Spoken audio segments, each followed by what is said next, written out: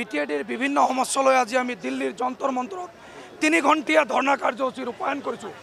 কাৰণ অসমৰ মুখ্যমন্ত্ৰী ডাঙৰীয়াক আমি বাৰম্বাৰ সাক্ষাৎ কৰাৰ পিছত স্মাৰক পত্ৰ দিয়াৰ পিছত অসমত অমানৱীয়ভাৱে যে উচ্ছেদ চলি আছে সেই উচ্ছেদ কাৰ্য তেখেতে আজিলৈকে বন্ধ কৰা নাই। অসমৰ মুখ্যমন্ত্ৰী ডাঙৰীয়াক আমি দিল্লীৰ যন্তৰ মন্তৰৰ পৰা ক'ব খুজিছোঁ যে আলী আৰু উদ্দিন হোৱাৰ কাৰণেই বাছি বাছি সেইসকলক উচ্ছেদ কৰা হৈছে নেকি? ভাৰতৰ এখন সংবিধান আছে আৰু যি সংবিধানত অল ইজ ইকুৱেল বিফৰ ল, আইনৰ চকুত সকলোৱে সমান। গতিকে আইনৰ চকুত যদি সকলোৱে সমান আইন ব্যৱস্থাৰ জৰিয়তে অসমৰ যিসকল ৰাইজ আছে চৰ চাপৰিত বসবাস কৰা হওক বা দুৰ্গম অঞ্চলত বসবাস কৰে হওক, সকলো জাতি জনগোষ্ঠীক সমমৰ্যাদা আৰু সম অধিকাৰ দিব লাগে, এইটো ABMCৰ পৰা স্পষ্ট দাবী কৰিছোঁ। লগতে আমি এটা কথা আহ্বান জনাব খুজিছোঁ আপোনালোকৰ জৰিয়তে যে অসমত যিসকল ধৰ্মীয় সংখ্যালঘু মুছলমান জনসাধাৰণ দীৰ্ঘদিনৰ পৰা বিভিন্ন ঠাইত চৰ চাপৰি এলেকাসমূহত বসবাস কৰি আছে, মুখ্যমন্ত্ৰী শাসনাধিষ্ঠিত বিজেপি নেতৃত্বাধীন চৰকাৰখনে একমাত্ৰ সংখ্যালঘু জনসাধাৰণক টাৰ্গেট কৰি পেলাই উচ্ছেদ প্ৰক্ৰিয়া চলি আছে।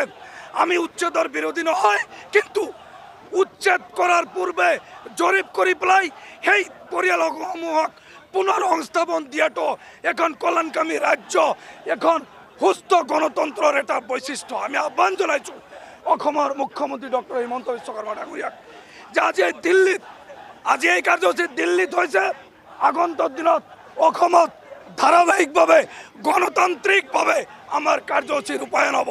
অসমৰ সংখ্যালঘু জনসাধাৰণক অতি শীঘ্ৰে আদাৰ বেকৱাৰ্ড ক্লাছ OBCৰ তালিকাত তেখেতসকলক সাৰ্বিক সৰ্বাংগীন উন্নতিৰ স্বাৰ্থত OBCত অন্তৰ্ভুক্ত কৰাৰ কাৰণে ABMCৰ পৰা স্পষ্ট দাবী। আজি চাওক, আমি সদৌ BTC সংখ্যালঘু ছাত্ৰ সন্থা ABMCয়ে দিল্লীৰ যন্তৰ মন্তৰত 3 ঘণ্টীয়া অৱস্থান ধৰ্মঘট কাৰ্যসূচী গ্ৰহণ কৰিছে। ইয়াত মূলতঃ আমাৰ প্ৰধান বহুকেইটা দাবী আছে। মূলতঃ দাবীটো হ'ল অসমত হিমন্ত বিশ্ব শৰ্মা ডাঙৰীয়া মুখ্যমন্ত্ৰী হোৱাৰ পিছত একপক্ষীয়ভাৱে সংখ্যালঘু মুছলমানসকলক বিভিন্ন ঠাইত বিভিন্ন জিলাত যি উচ্ছেদ কৰিছে, উচ্ছেদ প্ৰক্ৰিয়া বন্ধ কৰিবলৈ আমি দাবী জনাইছোঁ।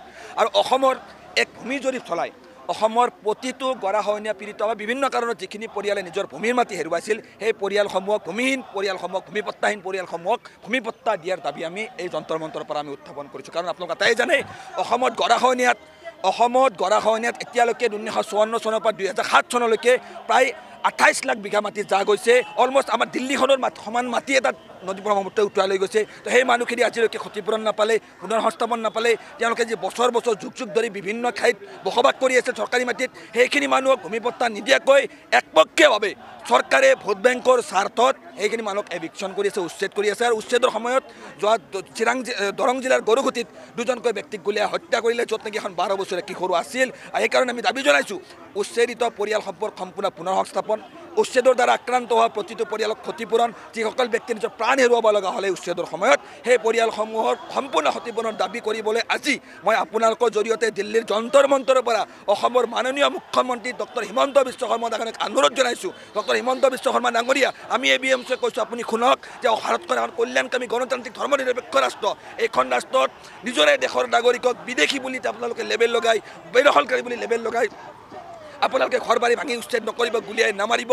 এই পৰিয়ালসমূহৰ দায়িত্ব কিন্তু আপোনালোকৰ আছে। হিমন্ত বিশ্ব শৰ্মা ডাঙৰীয়া, এই ক্ষেত্ৰত আমি ব্যৱস্থা গ্ৰহণ কৰক। তদুপৰি আপোনালোক এটাই জানে, বহু অপেক্ষিত অসমৰ ৰাষ্ট্ৰীয় নাগৰিকপঞ্জীৰ কাম অসমৰ সৰ্বস্তৰৰ জনসাধাৰণৰ চেষ্টাত সহযোগিতাত এক শেষ পৰ্যায়লৈ আহি পাইছিল। কিন্তু যোৱা 2019 চনৰ 31 আগষ্ট তাৰিখে যেতিয়া NRC প্ৰকাশ পালে, এই NRC প্ৰকাশ পোৱাৰ পিছত আজিলৈকে আপোনালোকে যদি চাব যায়, তাৰপিছত কামখিনি কিন্তু এতিয়ালৈকে বন্ধ হৈ থাকিল। প্ৰতীক হাজেলিয়া যেতিয়াৰে পৰা মধ্যপ্ৰদেশলৈ তেওঁক সুপ্ৰিম কোৰ্টৰ নিৰ্দেশ মতে বদলি কৰাৰ পিছত কিন্তু এতিয়ালৈকে NRCৰ বাকী কামখিনি আৰম্ভ হোৱা নাই। তো সেইকাৰণে আমি দাবী জনাইছোঁ যে NRCৰ বাকী থকা কামখিনি সোনকালে আৰম্ভ কৰি শেষ কৰিব লাগে। NRCখন অসমৰ জনসাধাৰণৰ এক বহু অপেক্ষিত বিষয়।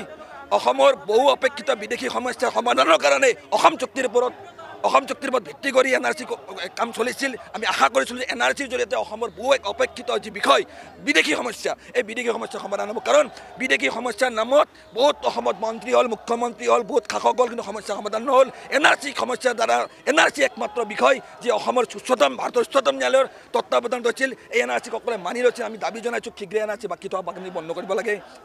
Have you officially informed to Chief Minister of Assam regarding your Yeah, demand? we have met আমি অসমৰ মাননীয় মুখ্যমন্ত্ৰীক দুবাৰকৈ সাক্ষাৎ কৰিছোঁ, আমি স্মাৰকপত্ৰ প্ৰদান কৰিছোঁ, গোটেই BTC অঞ্চলতে আমি আন্দোলনৰ কাৰ্যসূচী গ্ৰহণ কৰি আমাৰ দাবীসমূহ ইতিমধ্যে দাখিল কৰিছোঁ। এতিয়া নহয়, সৰ্বানন্দ সোণোৱাল ডাঙৰীয়া মুখ্যমন্ত্ৰী থকাৰ পৰা আৰম্ভ কৰি এতিয়ালৈকে, কিন্তু আমাৰ দাবীখনৰ প্ৰতি 1 ইঞ্চি মান গুৰুত্ব কিন্তু অসম চৰকাৰে দিয়া নাই। আচলতে অসমৰ সংখ্যালঘু ৰাইজক অসমৰ বিজেপি চৰকাৰখনে দ্বিতীয় শ্ৰেণীৰ নাগৰিক হিচাপে গণ্য কৰে। বহুত দুখেৰে ক্ষোভেৰে এই কথা আজি আমি দিল্লীৰ ৰাজধানীৰ মাজমজিয়াত আহি ক'বলৈ বাধ্য হৈছোঁ। একপক্ষীয়ভাৱে সংখ্যালঘুসকলক সকলো ক্ষেত্ৰতে বঞ্চিত কৰি দ্বিতীয় শ্ৰেণীৰ নাগৰিক কৰাৰ পৰিকল্পনা অসমৰ বিজেপি নেতৃত্বাধীন চৰকাৰখনে কৰিছে। তদুপৰি আপোনালোক আটাইয়ে জানে যে অসমত বিশেষকৈ ডি ভোটাৰ ফৰেইনাৰ্ছ ট্ৰিবিউনেলৰ যি আৰ্বিট্ৰাৰী ছিষ্টেম, যি অমানৱীয় ব্যৱস্থা, যি গোটেই দেশে বিশ্বই গম পাইছে যে অসমত একাংশ মানুহক সাধাৰণ কিছুমান নথিপত্ৰজনিত ভুলৰ কাৰণে একপক্ষীয়ভাৱে ষ্টেটলেছনেছ কৰাৰ এক ব্যৱস্থা চলি আছে। এই ষ্টেটলেছনেছ কৰা ব্যৱস্থা বন্ধ কৰিব লাগে। ৰাফিকুল ইছলাম আহমেদৰ হত্যাকাৰী গ্ৰেপ্তাৰ কৰিব লাগে। এই প্ৰধান আমাৰ অন্যতম দাবী। CBI 4টা বছৰ কি কৰিলে আমি খুব প্ৰশ্ন কৰিছোঁ। We are asking central government, CBI 4টা বছৰ কি কৰিলে? CBI কৰিছোঁ, CBI কি কৰিলে? শুই আছে নেকি CBI ৰাষ্ট্ৰীয় অনুসন্ধানকাৰী এক সংস্থাই কোকৰাঝাৰৰ মাজমজিয়াত দিন দুপৰতে এজন ছাত্ৰ নেতাক গুলীয়াই হত্যা কৰাৰ পিছত সেই হত্যাকাৰীক গ্ৰেপ্তাৰ কৰিবলৈ 4টা বছৰ কিয় লাগিল?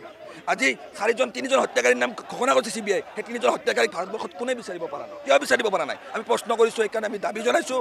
আমাৰ মূলতঃ যিখিনি দাবী আছে, এই দাবীখনৰ কথা ইতিমধ্যে অসম চৰকাৰৰ মাননীয় মুখ্যমন্ত্ৰী ডক্টৰ হিমন্ত বিশ্ব শৰ্মা ডাঙৰীয়াই জানে। তেখেতক আমি ব্যক্তিগতভাৱে চৰকাৰীভাৱে লগ পাই আমি তেখেতক অৱগত কৰাইছোঁ। আমাৰ দাবীসমূহ শীঘ্ৰে পূৰণ কৰক, নহ'লে অত্যাচাৰিত, লাঞ্ছিত, বঞ্চিত, শোষিত জনগোষ্ঠীৰ সন্মুখত আন্দোলনৰ বাহিৰে বেলেগ বিকল্প ৰাস্তা নাথাকিব। Thank U.